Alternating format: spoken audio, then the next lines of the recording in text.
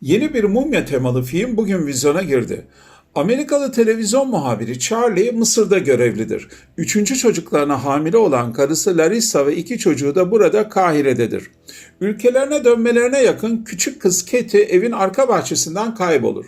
Tüm aramalara rağmen Katie'yi bulmak mümkün olmaz. Aradan 8 yıl geçer. Aile New Mexico'daki büyük annenin evinde hayatlarına devam ederken ve özellikle Larissa yasını sürdürürken Mısır'ın çöl bölgesinde küçük bir uçak ağaçlık bölgeye çakılır. Uçaktan fırlayan özel malzemeden yapılmış tabuttaki insan Katie'dir. Tuhaf biçimde yaşıyordur. Aile ona kavuşmuştur. Ya da Katie zannettikleri başka bir varlığı evin içine almışlardır. Hemen uyarayım. 134 dakika uzunluğundaki bu korkuyu seyredeceklerinin oldukça sağlam bir sinir sistemine ve mideye sahip olmaları gerekiyor. 2023 yapımı, çok kanlı ve yaratıcı bir korku olan Kötü Ruh Uyanış'la hatırlayabileceğiniz İrlandalı yönetmen Lee Cronin, ikonik mumya canavarına kendi damgasını vuruyor. Ama bir dakika, seyredenler bazı filmlere, özellikle de 1973 yapımı Şeytan'a benzeteceklerdir. İtirazları da bu filmin yeterince özgün malzeme içermediği yönünde olacaktır. Doğru. Ancak şu açıdan da değerlendirmek gerekir. Doğaüstü korkuyu folk, beden ve canavar alt türleriyle besleyerek bir tür kolaj yapması tam bir korku ziyafeti sunuyor. Yani hangi filmlere benzediğinden ziyade korkunun aile dramı ile birleştiği hikayenin anlatısındaki güçlü duygular ve şiddetin etkisi öne çıkıyor. Kendi adıma izlerken büyük keyif aldım.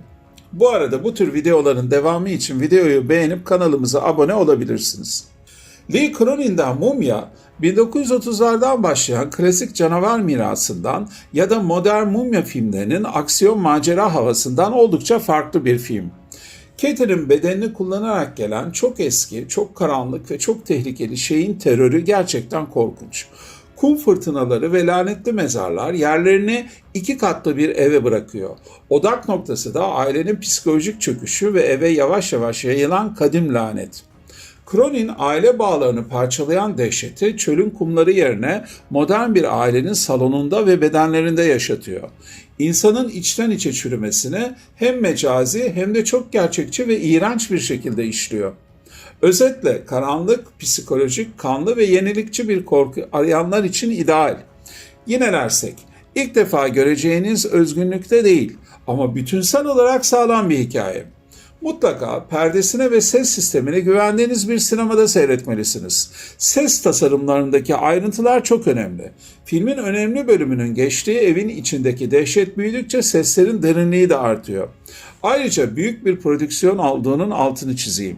Yani görsel ve makyaj etkilerinde ucuza kaçılmamış birinci sınıf bir korku filmi seyredeceksiniz.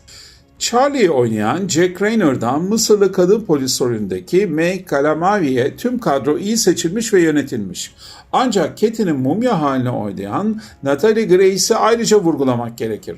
Fiziksel ve psikolojik zorluklar içeren karakterine hakkını vererek hikayenin merkezi haline getirmiş. Değişik, çok değişik bir genç oyuncu. İyi seyirler.